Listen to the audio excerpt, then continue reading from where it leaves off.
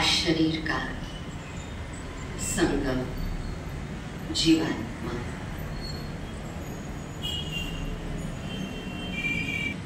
बढ़ती जा रही है। मैं शांत स्वरूपात्मा, मैं शांत स्वरूपात्मा, मैं शांत स्वरूप आत्मा। कौन कौन जीवन में कभी कभी उदास हुआ है, निराश हुआ है, वो हाथ उठाओ। सभी। अच्छा, खुशी हमारा नेचुरल नेचर है कि उदासी हमारा नेचुरल नेचर है? खुशी। देखो सभी ने बोला खुशी, लेकिन फिर भी हम सभी उसमें क्यूजिंग एनर्जी बहुत अच्छी बनी रही। और जिस दिन मॉर्निंग में ही अगर किसी के ऊपर क्रोध कर दिया, चिड़चिड़ाया, तो ऐसा महसूस होता है कि मैं फालतू ही उसको बोली, है ना? नहीं बोलती, नहीं बोलता तो अच्छा रहता। मना हमको अपने नेचुरल गुण समझ में आते हैं, लेकिन उसके बाद भी हम कंट्रोल नहीं कर पाते हैं। जैसे देखो, मैंने देखा अभी एसी चल रहा है तो ठंडक बनी हुई है, लेकिन मेरा ध्यान गया कि कोई दरवाजा खुल जा रहा है, मान लीजिए, तो प्रवीण सर ने क्या किया, कहा दरवाजा बंद करने को। क्रोध क्यों आ रहा है? वैसे तो अभी हमने कमेंट्री में आपको बताया, हमने फील भी किया कि मैं एक शांत स्वरूप आत्मा हूँ। मैंने ये नहीं कहा कि मैं क्रोध स्वरूप आत्मा हूँ। क्या कहा? शांत स्वरूप आत्मा हूँ। तो शांति कूलनेस का भी अनुभव कराएगी, ठंडक लगेगी। लेकिन अगर गर्मी ने एंट्री ली, माना वेस्ट थॉट्स चले या नेगेटिव थॉट्स चले, तो हमको कंफर्टेबल नहीं लगेगा, है ना? तब हमको सफोकेशन होना शुरू होता है। करता है बच्चा, है ना? उसके बाद वो फिर पलट करके सो जाता है। माँ अपने काम करने लगती है। पहला अलार्म जो था प्यार वाला था, फिर माँ देखो सब ऐसे ऐसे कर रहे हैं, आपको भी अनुभव है।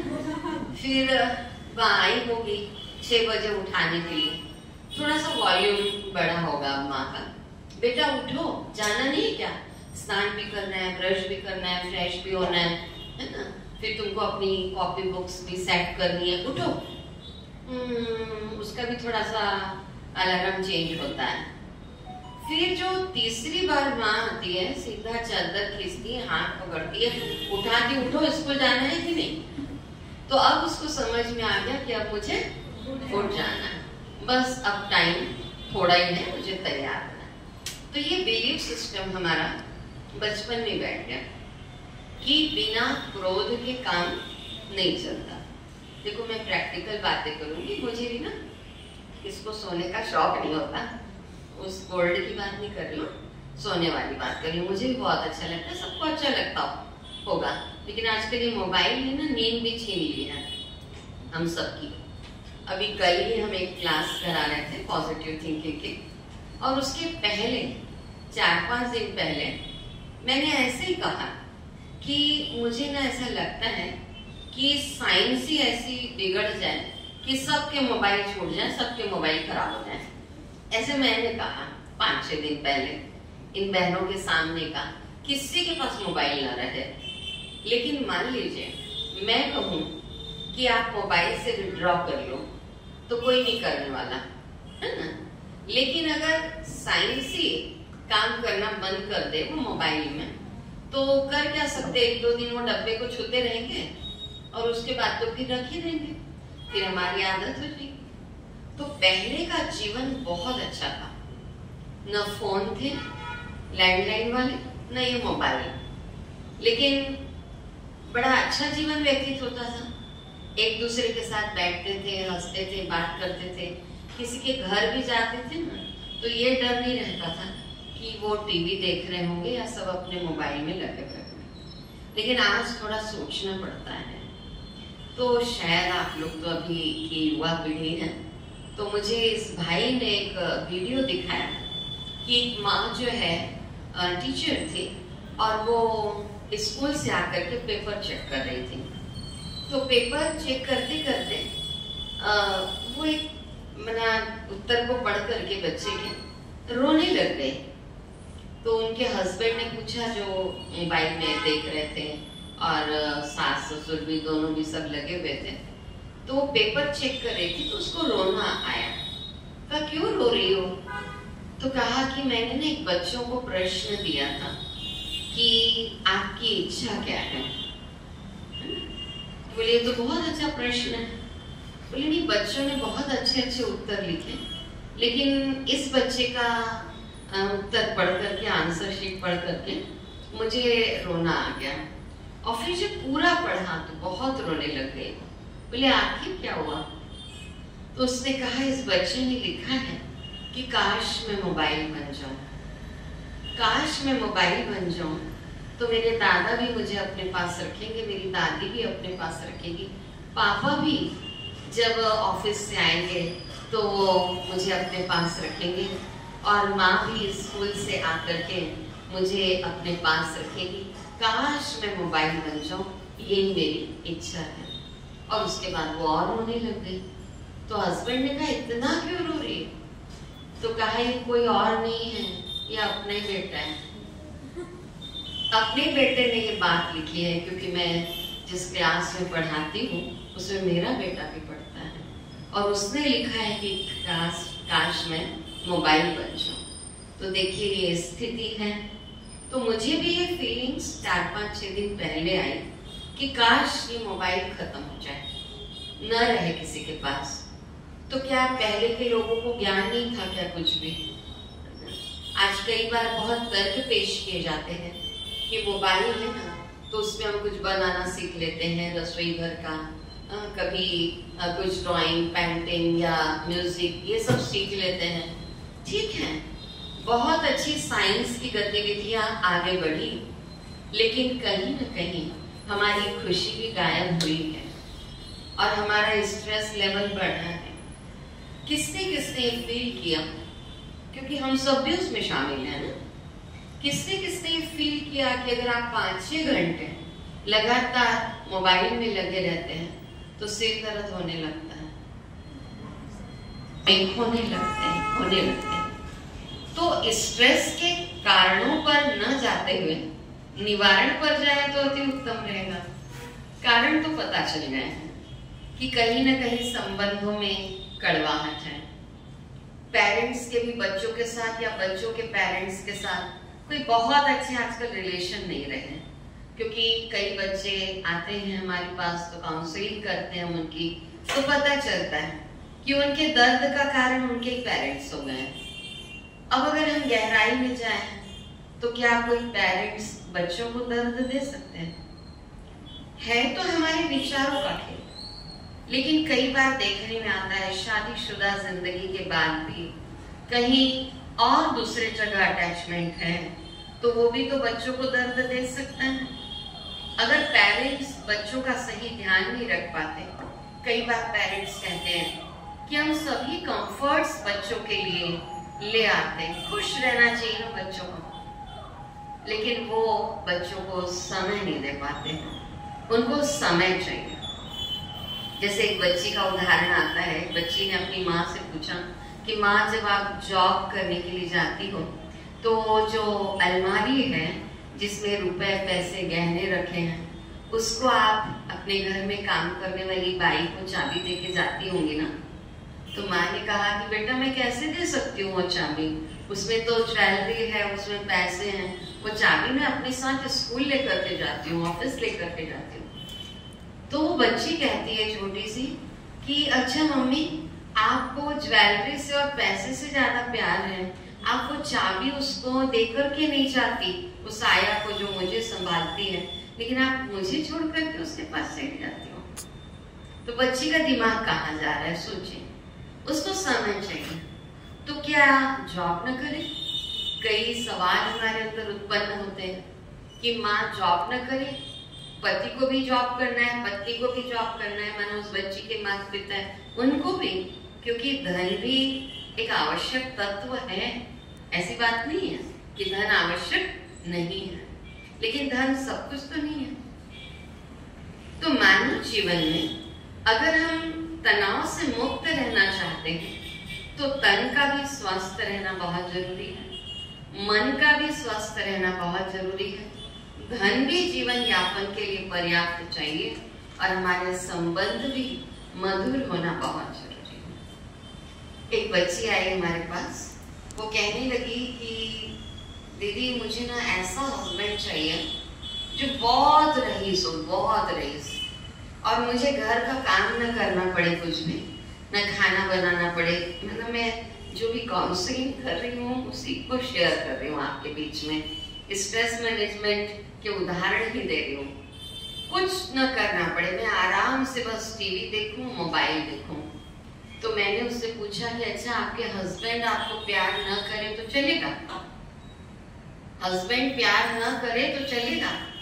तो वो बच्ची कहने लगी कि हाँ चलेगा, बस मुझे धन चाहिए। सोच लीजिए कि हमको कई बार क्या मिसिंग है ये समझ में नहीं आता। तो वर्तमान समय में अगर मिसिंग डायमेंशन है तो वो है प्रेम, और प्रेम को भी सही अर्थों में समझा नहीं जाता है। प्रेम को हम फिजिकली मतलब किसी से अटैच हुए तो उसको हम समझ लेते वो प्रेम है, एक टीनेज के समय में समझ में नहीं आता है हमको। लेकिन धीरे धीरे धीरे धीरे कई बातों की गहराई में जाते हैं तो 99% जो एक शुभ भावना से प्रेम करते हैं वो शायद पेरेंट्स के अलावा तो कोई नहीं होता, ऐसा मुझे हार्ट से लगता है।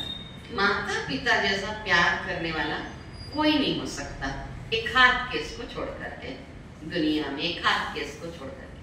तो अगर वो निस्वार्थ प्रेम, दिल की भावना वाला प्रेम मिल जाए हमें तो हम खुश रहने लगेंगे।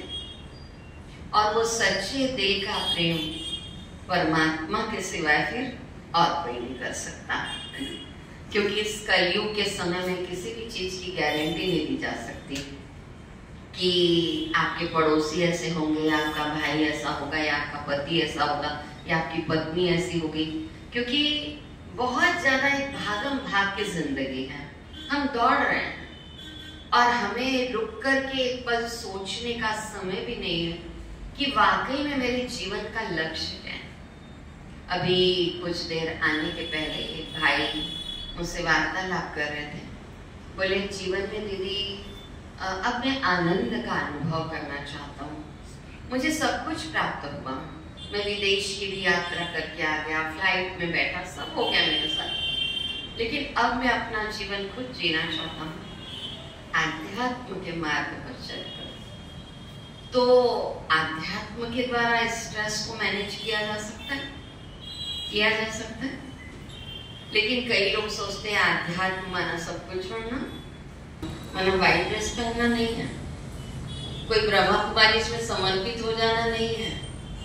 आध्यात्म यानी 200% लाइफ जीना, 100% स्पिरिचुअल एंड 100% मटेरियल। लेकिन आज हम किसके पीछे भागते हैं? पहले मटेरियल। और स्पिरिचुअलिटी के लिए समय कौन सा रखते हैं? 60 साल के बाद। और मैं अपने जीवन का अनुभव बताऊं कि मैं आध्यात्म को जी रही हूँ शायद माँ के गर्भ से ही, माँ के गर्भ से ही जी रही हूँ। और पैदा हुई तब से वही वातावरण मुझे मिला है। और मुझे आज अगर कोई पूछता है कि आप कैसे हो, आप कहाँ रहते हो, तो मैं कहती हूँ स्वर्ग में रहती हूँ। मैं इस कलयुग में अगर स्वर्ग का आनंद ले रही हूँ तो बहुत बड़ी उपलब्धि है ये मेरे जीवन की। और आध्यात्म को लेकर मुझे कोई पढ़ाई छोड़नी नहीं पड़ी, आपने परिचय में सुना ही। लेकिन खिंचाव आध्यात्म की तरफ था। चलो 5 सब्जेक्ट में पीजी कर भी लिया, बीएड कर भी लिया, सब कुछ कर लिया, लेकिन उसके बाद भी लगता था कि कुछ मिसिंग है। परमात्मा ने मुझे इस रंगमंच पर क्यों भेजा है, क्यों भेजा है? और मुझे धीरे धीरे एक रहस्य समझ में आने लगे, और बचपन से ही कुछ समझ में आने लग गया था। और फिर जब इस मार्ग पर और गहराई से उतरती गई, फिर समर्पित कर दिया यहाँ जीवन। और मुझे ऐसा लगता था ऐसा जीवन होना चाहिए जहाँ पर मैं कलेक्टर को भी ज्ञान दे सकूं, है ना, और एसपी को भी मिल सकूं, जितने भी विधायक हैं, प्रधानमंत्री है, मंत्री, उनसे भी मिलकर आध्यात्म का संदेश दे सकूं कि आध्यात्म क्या है। कई बार आध्यात्म को सही रीति समझ ही नहीं पाते, तो मुझे अपने लाइफ का मजा आने लगा। अभी ही हम पहुंचे तो अच्छे ना, थोड़ा टाइम मैनेजमेंट की आदत है, तो ये मेरी अच्छाई है कि बुराई है प्रवीण सर, ये मुझे नहीं पता। तो मैं 11 बजने में, मुझे 11 बजे का टाइम दिया गया था, तो मैं 11 बजने में 5 मिनट होगा तो मैं यहाँ पर पहुंच गई। अब मुझे कोई ऑफिस में ऐसा दिखाई नहीं दे रहा था। देखो, मैं उस बात को कोई अहंकार के वश नहीं बता रही या कोई स्टाफ की गलती है इसके कारण नहीं बता रही। एक नेचुरल अपना नेचर बन जाता है। अरे स्पीच देने के लिए आए हैं, आप लोगों ने इतने प्यार से बुलाया है, तो कोई सम्मान, यही सबसे बड़ा सम्मान है कि मैं अपने अनुभवों को शेयर कर सकूं। तो चूंकि रूम तो खुले थे, लेकिन रूम में अंदर में जाके कैसे बैठूं? अब मैं आई तो कई बार हूँ, है ना, लेकिन फिर भी ऐसा लगता है ना कि कैसे प्रिंसिपल के रूम में हम एंट्री लें, बचपन का संस्कार। तो हम बाहर ही बैठे थे। फिर मैंने सर को फोन किया कि मैं सर पहुंच गई हूँ, तो बोले मैं बस आ रहा हूँ 2 मिनट। तो उन्होंने जैसे हमको देखा कि हम बाहर बैठे हुए हैं, तो उनको थोड़ा सा फील हुआ, अरे मैम आप, दीदी आप यहाँ क्यों बैठे हैं, आप अंदर आ जाती हैं। मैंने कहा नहीं ठीक है, अपने मन से मैं कैसे आ जाती, तो मेरे को थोड़ा ऐसा लगा, लेकिन मुझे कोई फील नहीं हुआ कि मैं आ गई हूँ आप नहीं पहुंचे, ऐसा कोई फीलिंग नहीं आई। हम लोग तीनों आराम से बैठे हुए थे। तो हमारे जीवन में जो टाइटनेस है ना, किसी पद में पहुंच जाने के बाद, वो भी हमारी खुशी को गायब कर देता है। टाइटनेस कि मैं इस पोस्ट पोजीशन में हूँ तो मुझे रिस्पेक्ट रिगार्ड मिलना चाहिए, नहीं, कोई जरूरी नहीं है। आप सरलता के साथ बैठ जाओ, पता भी न चले कि आप कौन हो। ये बड़ी बात होती है ना। जैसे कई महान आत्माओं का, गांधी जी वगैरह का भी कितना उदाहरण दिया जाता है कि ट्रेन में बैठे थे और सामने वाले व्यक्ति ने पहचाना भी नहीं कि ये गांधी जी हैं। हाँ, व्यक्तित्व से, वाइट ड्रेस से कोई पहचान लेता है, लेकिन जीवन में सबसे कठिन क्या है? सरल बनना। सरल बनना सबसे कठिन है, और अंदर की वो सरलता होनी चाहिए। स्ट्रेस का कारण ये सब है, ये बातें हैं। तो मेडिटेशन का महत्व है स्ट्रेस मैनेजमेंट के लिए, लेकिन जब तक हम पॉजिटिव थॉट पे नहीं आ जाते हैं, सकारात्मक चिंतन को अपने जीवन में प्रैक्टिकल स्थान नहीं देते हैं, तब तक मेडिटेशन भी हो नहीं पाता। गीता में परमात्मा ने कर्म योग की शिक्षा दी है। ध्यान में ना कर्म करते ध्यान, वैसे नहीं 1-2 घंटा सीटिंग में बैठे हुए, इधर गैस में दूध चढ़ा दिया, दूध उबल करके बाहर आ गया, पूरा जल गया, ये नहीं है मेडिटेशन।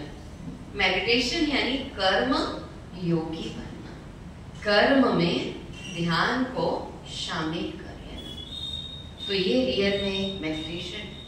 लेकिन हाँ, कुछ समय की सिटिंग बहुत जरूरी होती है, और साइंस ने भी ये प्रमाणित किया कि 20 मिनट का मेडिटेशन हमारी 8 घंटे की थकान को दूर करता है, और 5 मिनट का बॉइलिंग टेम्पल पर गुस्सा हमारी 2 घंटे कार्य करने की शक्ति को नष्ट करता है। तो 15-20 मिनट का समय निकालिए और देखिए आपने जिस कॉलेज में एडमिशन लिया है और जिस फील्ड में आप आगे बढ़ेंगे आयुर्वेद में, मैं दिल की गहराइयों से आयुर्वेद को महत्वपूर्ण स्थान देती हूँ, क्योंकि आज हम आने के पहले हमारी बातचीत चल रही थी कि आज देखो इतनी पुरानी चिकित्सा पद्धति है, लेकिन आज आप लोगों ने भी शायद अगर एग्जाम दी होगी तो आप सोचते होंगे कि अरे पीएमटी में मेरा सिलेक्शन हो जाता तो ज्यादा बेटर रहता। कुछ ज्यादा बेटर नहीं रहता, आपका आयुर्वेद में सिलेक्शन हुआ है वो ज्यादा बेटर है। आप अपने लिए ताली बजाओ।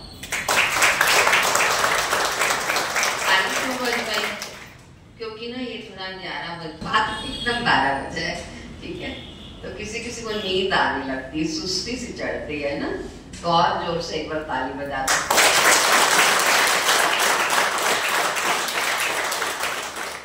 तो सबसे अच्छी चिकित्सा पद्धति और पुरानी चिकित्सा पद्धति, प्राचीन चिकित्सा पद्धति है तो आयुर्वेद। और आयुर्वेद में बहुत ताकत है, बहुत ताकत है। लेकिन आज चाहे हमारे ही घर में, लेकिन आत्मा और शरीर जब कंबाइंड है तब दर्द है। अब आत्मा शरीर से निकल गई तो शरीर को कुछ भी करो, चीर फाड़ करो, जो करो। आप लोग का वो रूप दिखाया सर ने अभी आते आते, तो मैं देख रही थी, बोले सब अंग ऐसे रखे। मैंने कहा देखो जब जीवित हैं तो कुछ दिखाई नहीं दे रहा है, अंदर के ऑर्गन्स, बाहर का ये रूप दिखाई दे रहा है। और बाहर की सुंदरता के लिए तो बहुत सारे ब्यूटी पार्लर हैं, नहीं? और ये आत्मा की सुंदरता के लिए तो कोई ब्यूटी पार्लर तो नहीं। तो जगह जगह ये ब्यूटी पार्लर भी होना चाहिए जहाँ स्ट्रेस मैनेजमेंट की कला सिखाई जाती है। तो मैं कहती हूँ कि आध्यात्म या ब्रह्मा कुमारी परिवार या कोई भी आप पॉजिटिव थॉट को ज्वाइन करते हैं या किसी सत्संग को, देखिए आजकल जब मार्केट में ना बहुत सारी दुकानें खुल जाती हैं, तो सही माल कहाँ मिलेगा ये भी समझ में नहीं आता था, नहीं? और कई बार ऐसा लगता है कि काश धन तो है, लेकिन कोई दुकान में जाके मैं खुशियों को खरीद लूं, कहीं प्रेम को खरीद लूं, कहीं आनंद को खरीद लूं। करोड़ों की संपत्ति है, दे दो 1 लाख 2 लाख प्रेम मिल जाएगा, दे दो 5 लाख खुशी मिल जाएगी। ऐसी कोई दुकान बनी नहीं है। तो खुशी जो है ना वो अंदर की बात है, अंदर की बात है, हमारे विचारों की बात है। और आज हमारे विचारों का स्तर क्या हो गया, और इसी कारण हम जीवन में सच्ची खुशी का, आंतरिक खुशी का अनुभव नहीं कर पा रहे हैं। तो मेडिटेशन और पॉजिटिव थिंकिंग की क्लास हमारे स्ट्रेस को मैनेज करती है। क्यों? क्योंकि देखो हमारे पास कोई प्रेशर कुकर जैसा सिस्टम है नहीं कि हमको प्रेशर हुआ संबंधों के द्वारा, हम किसी से बहुत प्यार से रह रहे हैं, उसके लिए सब कुछ कर रहे हैं, जान न्यौछावर कर दे रहे हैं, लेकिन उसके बाद भी आपको वहां से प्रत्युत्तर वही मिलेगा, उसकी कोई गारंटी नहीं है। और हमारे पास वो सिस्टम भी नहीं है, ये तो करके प्रेशर पूरा निकल जाता और हम खुश हो जाते, ऐसा तो कोई सिस्टम बना नहीं। तो अगर कोई कारण है तो उसका निवारण भी होगा, कोई समस्या है तो उसका समाधान भी होगा। तो समाधान क्या है? जब नकारात्मक विचारों ने मुझे दुखी किया है, मतलब ठीक ऑपोजिट चले गए कि सकारात्मक विचार हमें सुखी भी कर सकते हैं, खुश भी कर सकते हैं। आज आपको बताऊं कि मैं 16 साल की उम्र में, ठीक है पढ़ाई चल रही थी, लेकिन कि ब्रह्मा कुमारी में मैंने अपने जीवन को समर्पित क्यों किया? एक तो मुझे बहुत अच्छा लगा कि यहाँ पर नियमित रूप से पॉजिटिव थिंकिंग की क्लास होती है, और उस क्लास के माध्यम से मुझे बल मिलता है। मैं भी तो टीनेज से गुजरी होंगी, ऐसा तो नहीं गुजरी होंगी, हम सब गुजरते हैं, लेकिन वो पॉजिटिव थिंकिंग की क्लास के माध्यम से मुझे ऐसा लगा कि मैं अपने आप को संभाल लेती हूँ। आप पहले की मंजू दीदी को देखिएगा और अभी की मंजू दीदी को देख लीजिए, मैं आपके सामने हूँ, जमीन आसमान का अंतर। और जो मुझे बचपन में देखा है वो मुझे एक्सेप्ट नहीं कर पाता कि ये इतनी बदल गई होगी। बदला किसने? सकारात्मक विचारों ने, मेडिटेशन। तो देखिए हम सबको अपना रिकॉर्ड जो है ना वो ठीक बनाना है इस रंगमंच पर। तो अगर रिकॉर्ड ठीक बनाना है तो हमको स्वयं का रिगार्ड रखना भी आना चाहिए और दूसरों को भी हमको रिगार्ड देना होगा। ये सम्मान, रिगार्ड ये ऐसी चीज नहीं कि ऐसी मिल रही है, लेकिन कहते हैं ना गिव रिस्पेक्ट टेक रिस्पेक्ट। आप जितना दूसरे को सम्मान देते हैं आपको सम्मान मिलता है, लेकिन स्व का सम्मान कैसे रखें, स्वयं का कैसे रखें? आज हम किसी को भी क्रोध करते हुए अच्छे नहीं लगेंगे, मतलब हम स्वयं को भी अच्छे नहीं लगते हैं। एक बार ऐसे मैं मिरर के सामने खड़ी हुई, तो मैं महर्षि विद्या मंदिर में कार्यरत थी। तो मुझे एक मैम, उनका नाम अनिला मैडम, तो वो मुझे हमेशा कहती थी कि आप इतना मुस्कुरा कैसे लेती हो, और हमेशा ही मुस्कुराती रहती हो आप, तो कभी थोड़ा सीरियस भी रहा करो। तो इसलिए जब परिचय दे रहे थे तो मैं थोड़ा ऐसे गंभीर थी, मुझे वही बात याद आ रही थी। लेकिन मुझे खुद अपना गंभीर चेहरा अच्छा नहीं लगता, मुझे खुद अच्छा नहीं लगता, तो दूसरे को क्या अच्छा लगता होगा बताइए, है ना? दूसरे को भी तो नहीं अच्छा लगता होगा। तो मैंने ऐसे ही देखा कि हाँ जब मैं क्रोध करती हूँ तो कैसे लगती होंगी, नहीं मुस्कुराते हुए अच्छी लगती हूँ, डिम्पल पड़ रहे हैं दो अच्छे, है ना, तो अच्छे लगते हैं दूसरे को।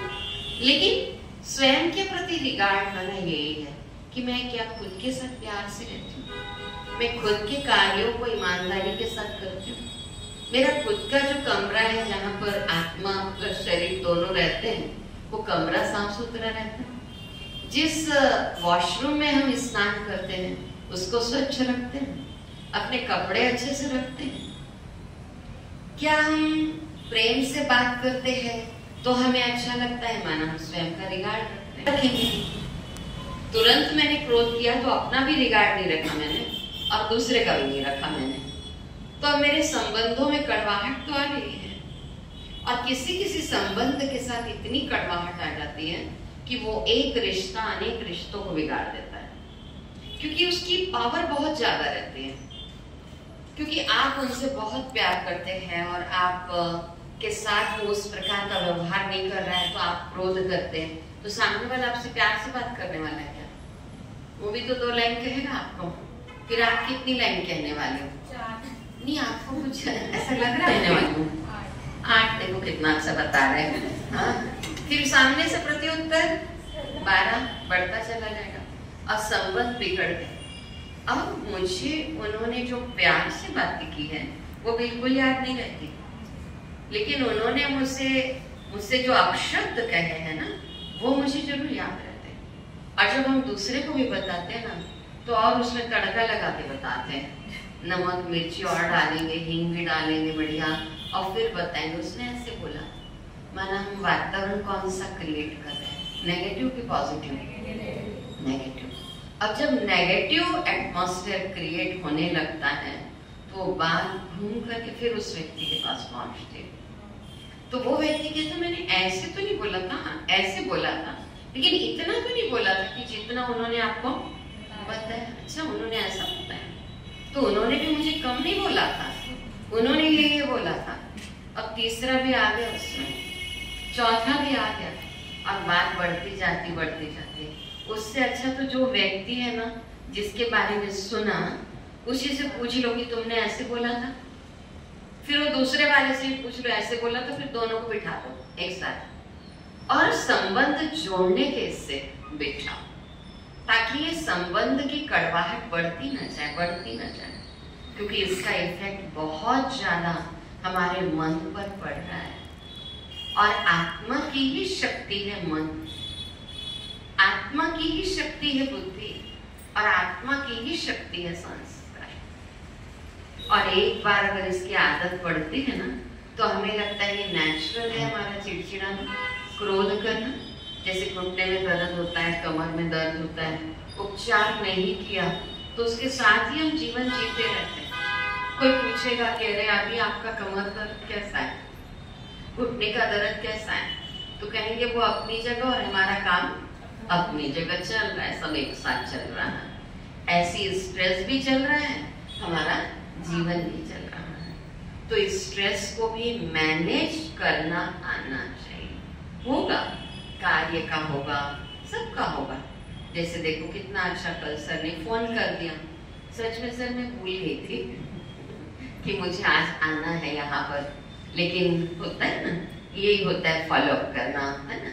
तो जैसे ही फोन आया, हाँ मुझे याद आ गया कि आज मुझे आपके बीच में उपस्थित होना है। कब उपस्थित होना है, तो हमारी जो दिनचर्या है मॉर्निंग की, मेडिटेशन या आसन प्राणायाम, या पॉजिटिव थिंकिंग की क्लास, वो सब करके तो यहाँ फिर आए, तो उसको क्या करना पड़ता है, मैनेज करना पड़ता है। तो ऐसे ही स्ट्रेस को मैनेज करना है। तो 24 घंटे में 1 घंटा आधा घंटा जरूर निकालें, जिस समय आप सकारात्मक कुछ ऐसी बुक्स पढ़ें या मेडिटेशन करें, तो ऐसा लगता है कि हाँ, अंदर कुछ अंतर मन की आवाज आ रही है कि मुझे ये करना चाहिए और ये नहीं करना चाहिए, और अगर संबंधों में कड़वाहट है तो मुझे उसको सुधार लेना चाहिए। लेकिन जो बता रहे थे ना, कभी कभी पता नहीं किसी किसी से कुछ पूर्व जन्म का कार्मिक अकाउंट होता है। देखो सब हंसते हैं ना, वो रिलेशन है ना, कितना भी हम चाहें ठीक ही नहीं हो पाता, और वो व्यक्ति भी हमारे सामने जैसे आता है तो हमारी रील ही घूम जाती है पूरी की पूरी, कि उसने ऐसे बोला था, उसने ऐसे बोला था, उसने ऐसे बोला था, है ना, पूरी रील घूम गई। उसको माफी नहीं कर पा रहे हैं हम, क्योंकि ऐसे कड़वे शब्द या कुछ ऐसा हुआ, हमने भी बोला होगा, लेकिन हम सोचते हैं कि मेरी परिस्थिति तो उस समय ऐसी थी ना, तो उनको तो नहीं बोलना चाहिए था ना, कम से कम उनको क्या मालूम था कि मैं किस सिचुएशन से गुजर रही हूँ। तो ये बातें हर व्यक्ति के साथ होती है। लेकिन आपसे अगर मैं प्रश्न करूं कि हमको इंसान को माफ कर देना चाहिए, उन्होंने गलतियां की हैं तो, कि हमको उनकी गलतियों को पकड़े रहना चाहिए? हम कहेंगे तो ये कि माफ कर देना चाहिए, लेकिन हम करते क्या हैं? पकड़े रहते हैं। अच्छा, पकड़े रहते हैं तो दर्द उनको होता है कि आपको? उनको खुद को होता है, खुद को। ये मैंने माइक पकड़ा हुआ है ना, आप देख रहे होंगे कि मैं थोड़ा सा चेंज भी कर रही हूँ, कभी राइट हैंड में ले रही हूँ, कभी लेफ्ट हैंड में ले रही हूँ। क्यों क्यों लग हाँ? क्यों ले रही हूँ ऐसा अलग अलग? क्यों? हाँ, दर्द देने लगता है। दर्द दे तो नहीं रहा है, लेकिन मुझे ये पता है कि लगातार अगर एक ही हाथ में पकड़े रहोगे तो हाथ में दर्द होगा। ठीक है, अच्छा, किसी ने कहा अच्छा पकड़े रहो ऐसे ही लेफ्ट हैंड में, आपको हम 5000 देंगे, 1 घंटा पकड़े रहना। तो चलो 5000 का सवाल है, तो मैंने पकड़ लिया, ठीक। लेकिन कहा अच्छा 2 घंटे पकड़ोगे ना तो आपको 11000। फिर ट्राई कर लेती हूँ, 11000 मिलने वाले, चलो पकड़ लिया। लेकिन क्या हाथों में दर्द नहीं होगा? होगा, लगातार पकड़ा है मैंने ना। फिर धीरे धीरे झंझनी होगी कि नहीं होगी? होगी। अच्छा, किसी ने कहा 3-4 घंटा पकड़ लो तो 51,000। हो सकता है पैरालिसिस अटैक भी हो जाए क्योंकि लगातार पकड़े हुए हैं ना। तो पता है ऑटोमेटिक मस्तिष्क की तरंगें काम करती है कि अब क्या करना है। कोई हम ऑर्डर ऐसा नहीं दे रहे, लेकिन वो ऑटोमेटिक हो रहा है। ऐसे ही मन का पैरालिसिस हो सकता है कि नहीं? हो सकता है।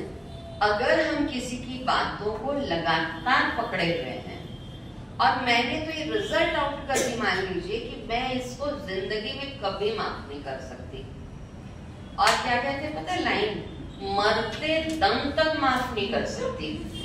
ये वाली लाइन निकलती हमारी, मरते दम तक माफ नहीं कर सकती। अच्छा, पकड़े रहो फिर आप। तो मन का पैरालिसिस किसको होने वाला है? खुद को। खुद अशांत, खुद दुखी, खुद परेशान। तो परेशान का बड़ा अच्छा अर्थ है कि जो शान से परे हो जाते हैं वो परेशान रहते हैं। तो मेरी ओरिजिनल शान क्या है? प्रेम है, आनंद है, शांति है, ये मेरी ओरिजिनल शान है।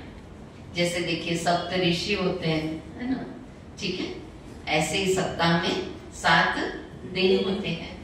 ऐसे ही आत्मा के भी 7 गुण हैं, सुख, शांति, आनंद, प्रेम, पवित्रता, ज्ञान और शक्ति। ये मेरी ओरिजिनल शान है।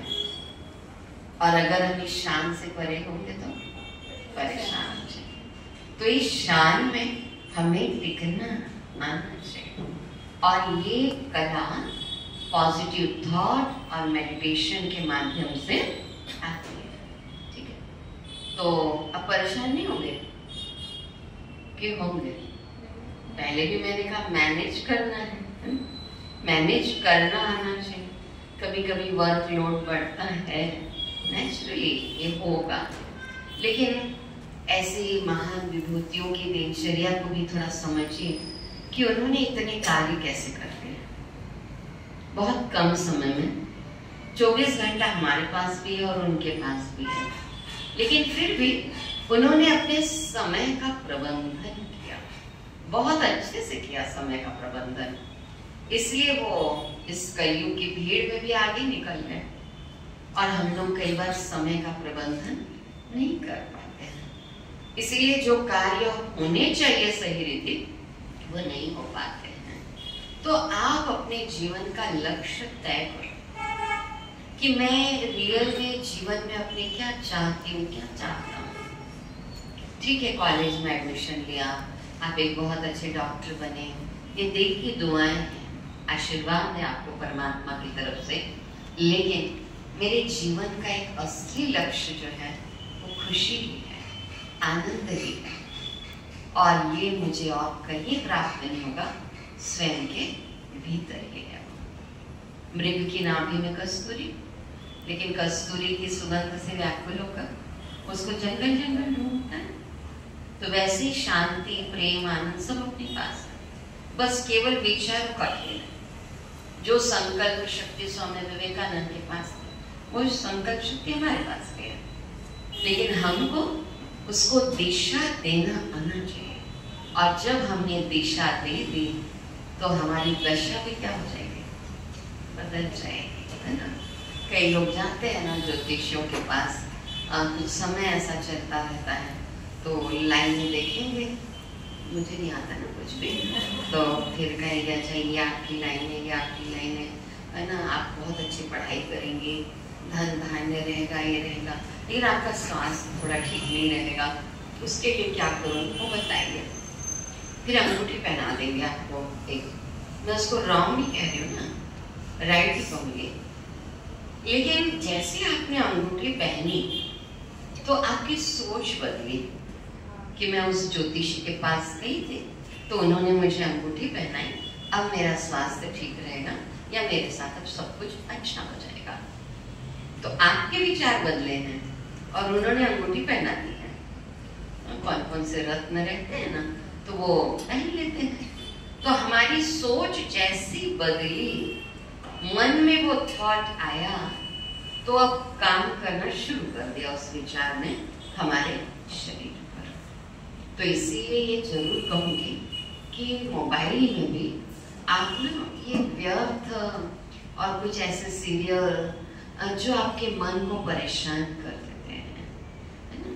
कई बार कई बच्चे आकर के बताते भी हैं कि जैसे कुछ क्राइम पेट्रोल, अभी कईयों को देखने का बड़ा शौक रहता है, लेकिन और भी कोई ऐसे सीरियल आते होंगे, क्योंकि एक बच्चे ने आकर के एक सब कुछ घटनाएं बताई।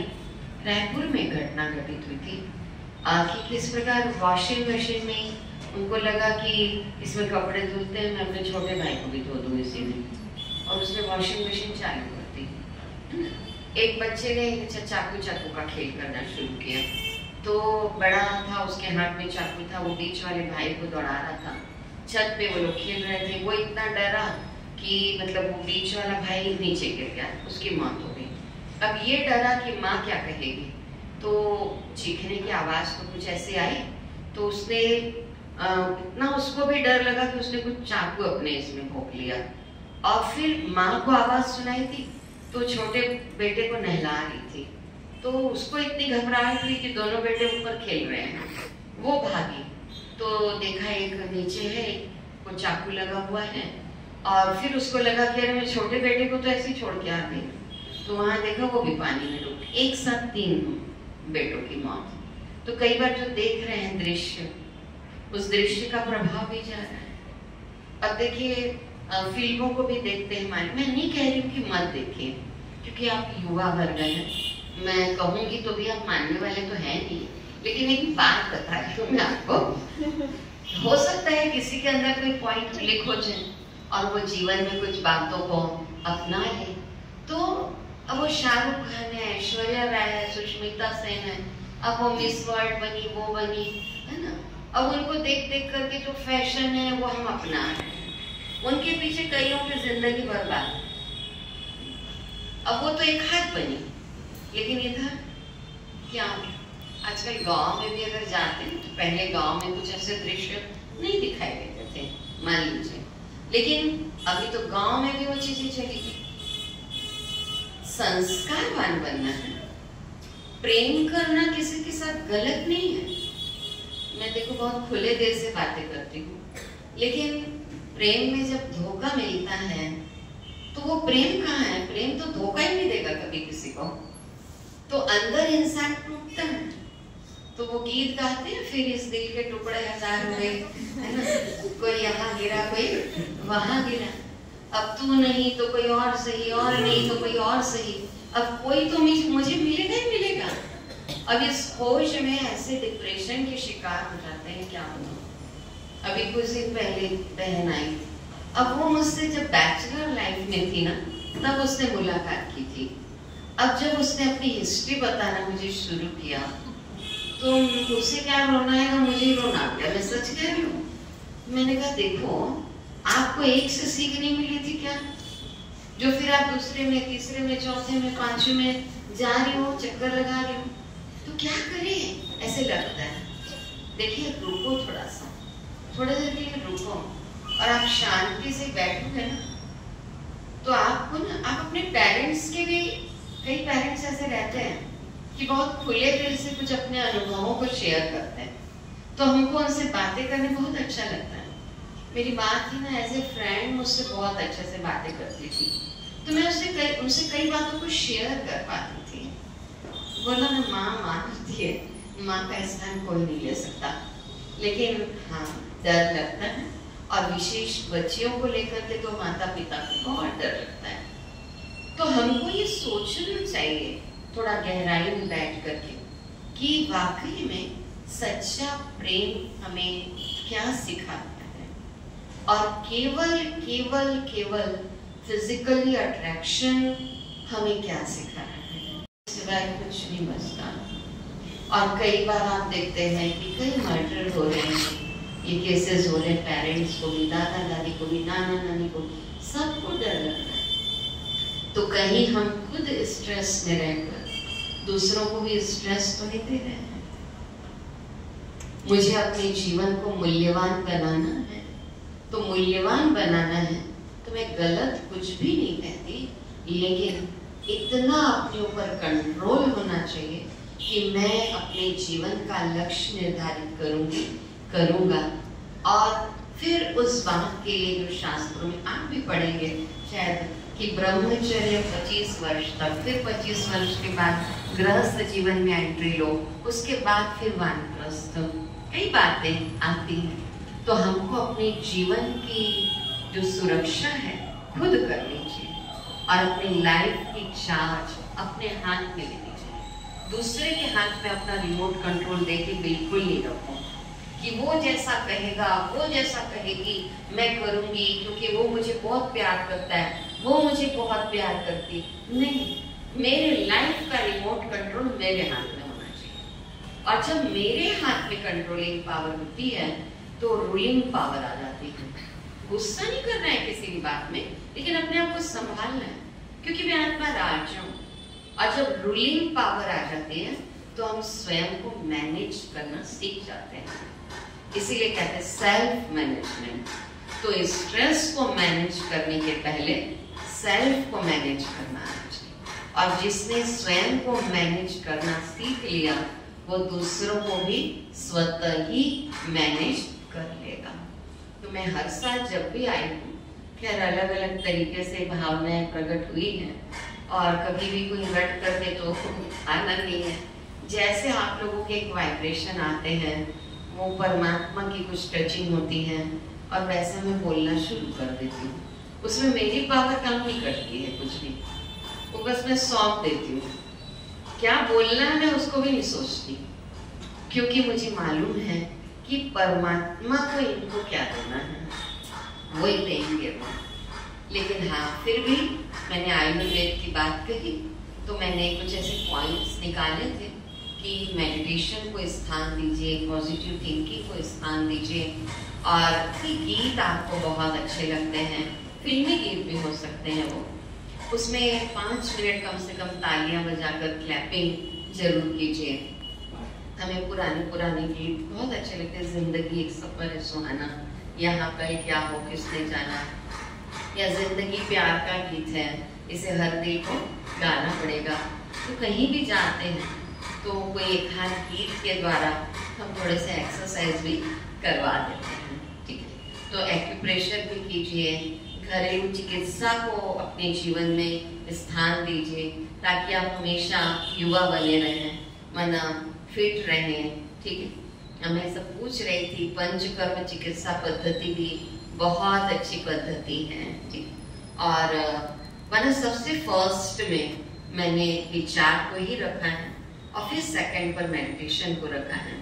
और अगर आयुर्वेदिक, होम्योपैथिक और एलोपैथिक में जाएं तो तुरंत एक्सीडेंटल केसेस वगैरह हों तो उसके लिए तो लोग एलोपैथी चिकित्सा पद्धति ही अपनाते हैं। लेकिन वैसे अगर देखा जाए कुछ हमारी जो एक बीमारियां रोज हमें घेरे रहती हैं, है ना, तो उसके लिए घरेलू चिकित्सा, आयुर्वेद चिकित्सा पद्धति बहुत अच्छी चिकित्सा पद्धति है। तो कभी कभी दवाइयों का भी हम देखते हैं, एलोपैथी दवाइयों का भी साइड इफेक्ट बहुत ज्यादा हो जाता है। कोई सोचता है हम ठीक हो जाएंगे और दुष्परिणाम निकल करके आ जाते हैं। तो आप एक ऐसे डॉक्टर बने कि आप इलाज तो करें शरीर का, लेकिन उसके साथ साथ मन का भी इलाज करें। और जब मन का इलाज आप पेशेंट का करेंगे ना, तो क्या होगा, पेशेंट डॉक्टर से मिलकर पेशेंस सीखेंगे, है ना, कि पेशेंस क्या होता है। और डॉक्टर जब कहते हैं नहीं आप बिल्कुल ठीक हो जाएंगे, तो पता नहीं कॉन्फिडेंस डेवलप हो जाता है कि जब डॉक्टर ने कहा है ना तो मैं बिल्कुल ठीक हो जाऊंगी, ठीक हो जाऊंगा। तो ऐसे ओरिजिनल गुण को अपने जीवन में स्थान देते हैं। किसी किसी डॉक्टर से जो है वहाँ पे बहुत धन की शक्ति है, लेकिन एकदम प्रोफेशनल हो गए। लेकिन कोई डॉक्टर प्यार से मुलाकात करता है तो पेशेंट की आधी बीमारी स्वतः ही दूर हो जाती है।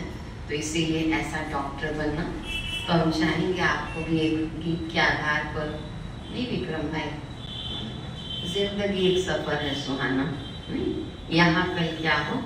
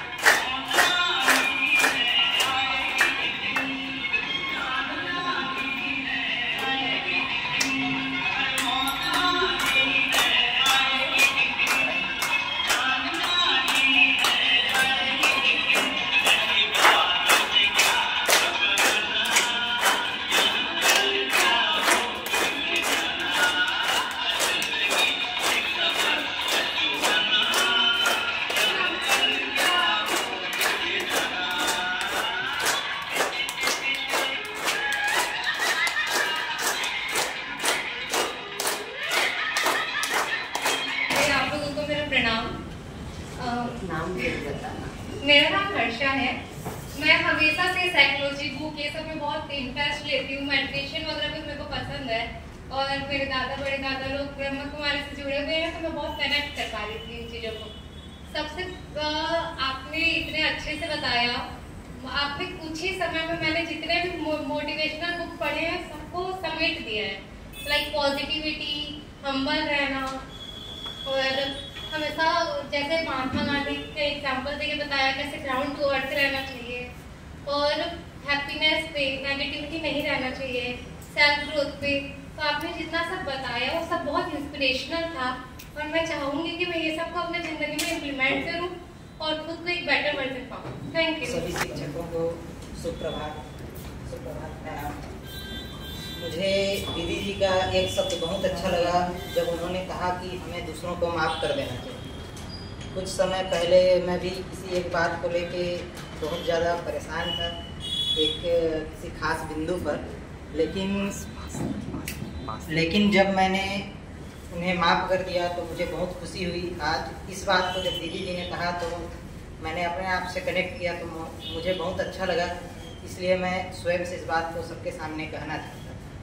धन्यवाद। मैं सिया गुप्ता हूँ और हम लोग मेडिटेशन में हमेशा डेली बेसिस पे करती हूँ 10 मिनट 15 मिनट जितना टाइम मिलता है। अपने स्टडीज़ के टाइम पे भी करती थी और आशा है आगे भी करती रहूँगी। और जैसे आपने बताया कि हमें अपने आप का एक बेटर बनना है, अपने आप में कुछ और अच्छा बनाना है अपने आप को, और मैं आशा करती हूँ मैं बहुत अच्छी डॉक्टर बनूँगी जो शरीर के साथ साथ मन का भी इलाज करता है। Thank you ma'am. मैं अपना एक एक्सपीरियंस बताना चाहती हूँ। जैसे कि आपने कहा कि सबको माफ़ कर देना चाहिए, लेकिन मेरे साथ ऐसा कुछ हुआ था कि जब मैं 6th क्लास में थी तो फिर हम लोग 2 फ्रेंड्स, हम लोग दोनों एक ही स्कूल से, एक्चुअली मैं JNV से पढ़ी हूँ तो हम लोग हॉस्टल में ही रहते थे, हम दोनों एक ही स्कूल से थे। तो उसमें क्या था कि हम दोनों के बीच कंपटीशन था, वो फर्स्ट आएगी मैं फर्स्ट आऊँगी ऐसा। तो एक्चुअली वो मेरे से बहुत ज़्यादा मतलब है अच्छी है, पढ़ाई में बहुत अच्छी है, लेकिन ना हुआ क्या कि एक बार गलती से ही सही या फिर जो भी मेरी मेहनत थी पता नहीं कैसे मैं फर्स्ट आ गई एग्ज़ाम में।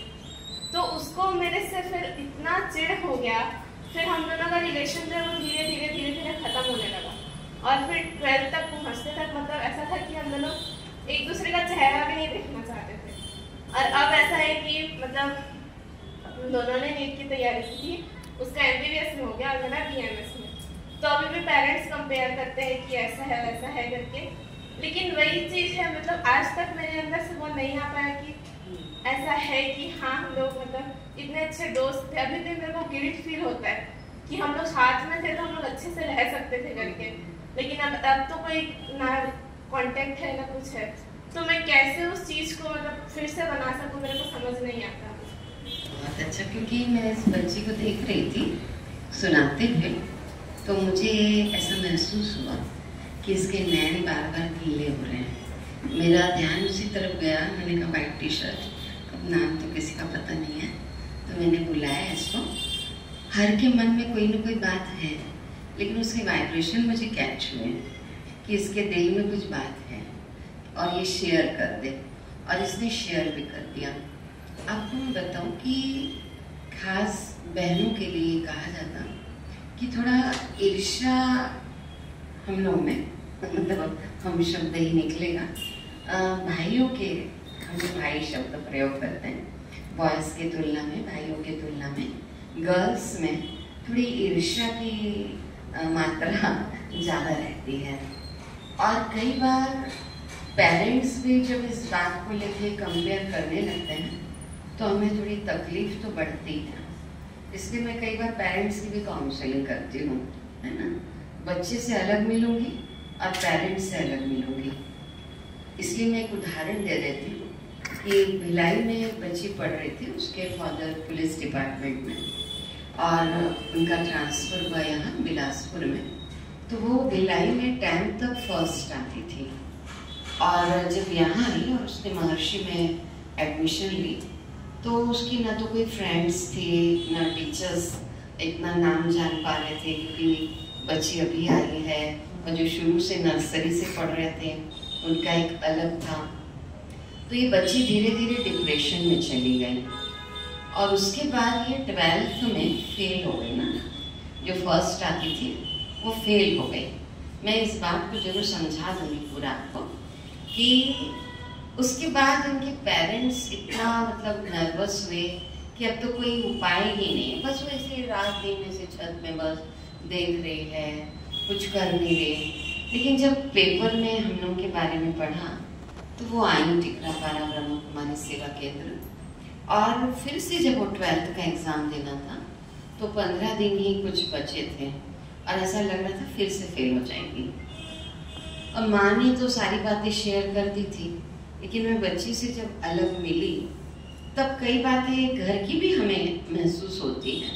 तो मैंने पेरेंट्स को कहा बच्चा तो सोच रहे हैं और बहुत स्ट्रिक्ट भी रह रहे हैं, पापा भी बहुत स्ट्रिक्ट रह रहे हैं, लेकिन मैं अलग से मिलूंगी।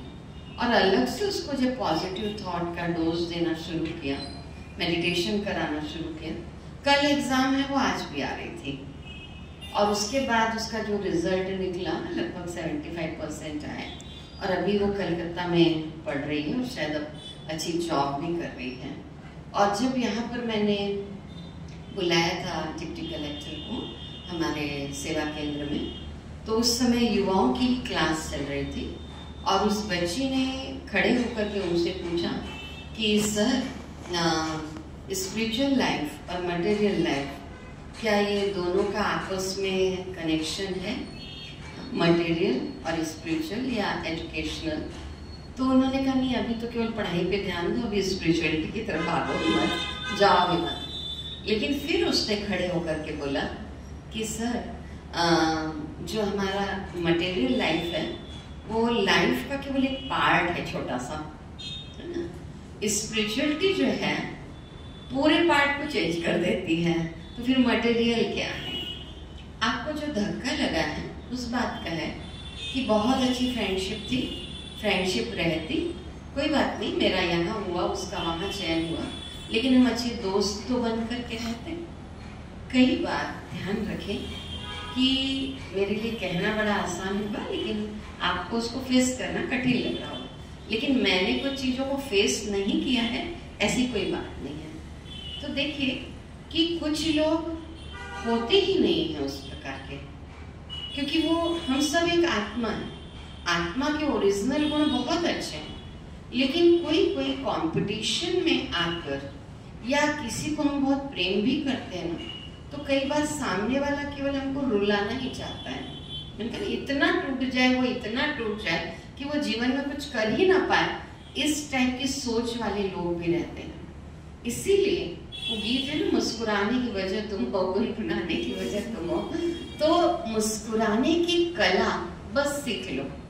कभी कभी हम हार्ट से नहीं मुस्कुरा पाते हैं, लेकिन जैसे देखिए एयर होस्टेस को सिखाया जाता है ना कि आपको बहुत अच्छे से मुस्कुरा कर, है ना, वेलकम करना है, और वो बिल्कुल ट्रेंड हो जाती है, उनके अंदर बहुत दर्द भी होता है। हम आर्टिफिशियल क्यों मुस्कुराएं?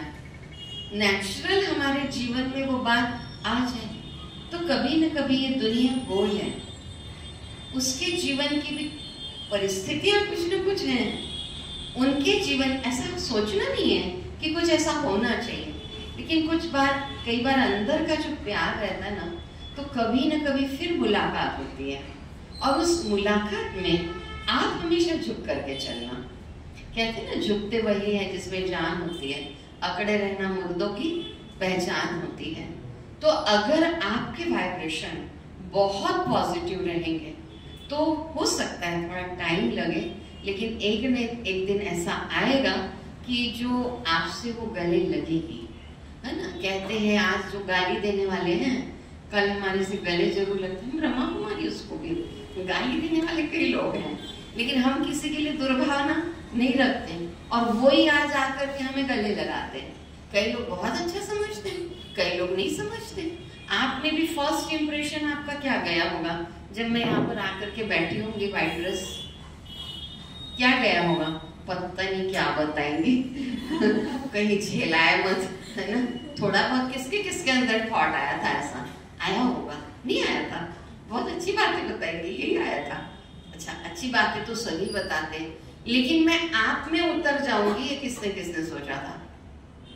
कि मैं आप में डूब जाऊंगी ये किसने सोचा था? मैं भी आपके लेवल में आ जाऊंगी ये किसने सोचा था? कोई नहीं सोच पाता है ना।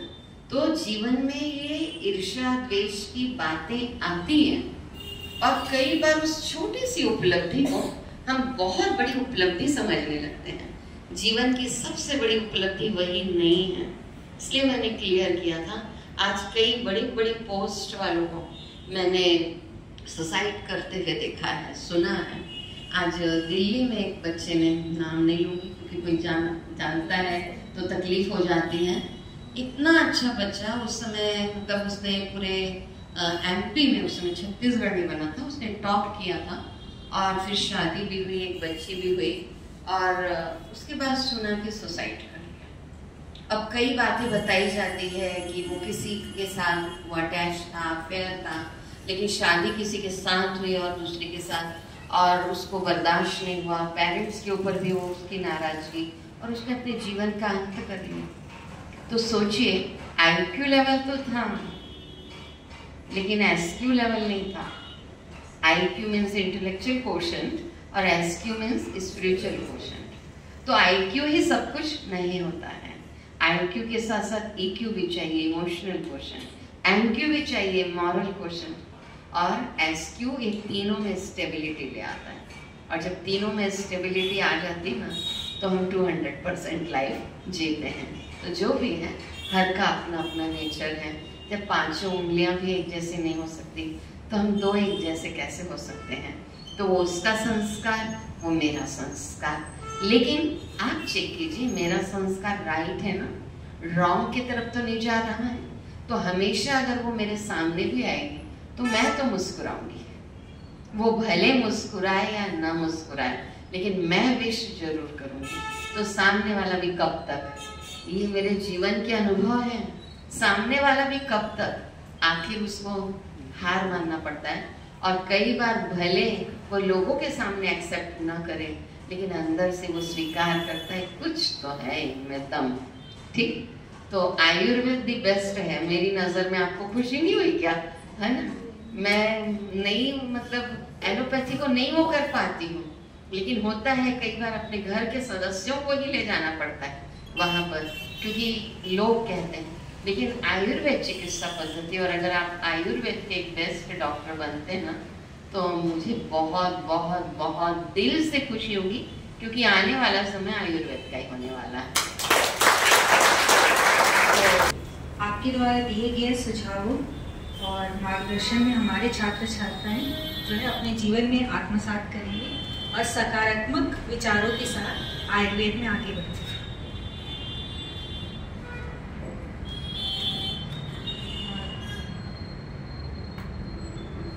उसके बाद आज जो हमारे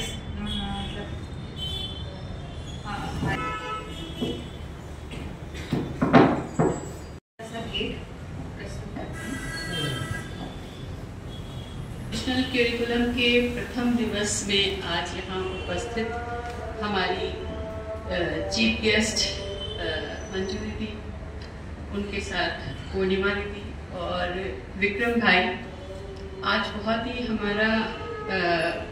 हमारे लिए बहुत ही हर्ष का विषय है, और कि हमें आपसे स्ट्रेस मैनेजमेंट के ऊपर ये व्याख्यान सुनने को मिला।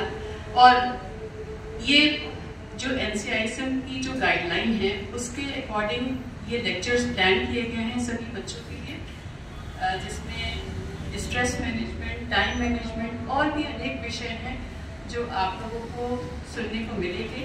तो आज प्रथम दिवस पे मैं मंजू दीदी को बहुत ही धन्यवाद देना चाहती हूँ कि उन्होंने इतना सुंदर व्याख्यान और सबसे बिल्कुल बात करते हुए अपनी जो है सभी विषयों को रखा।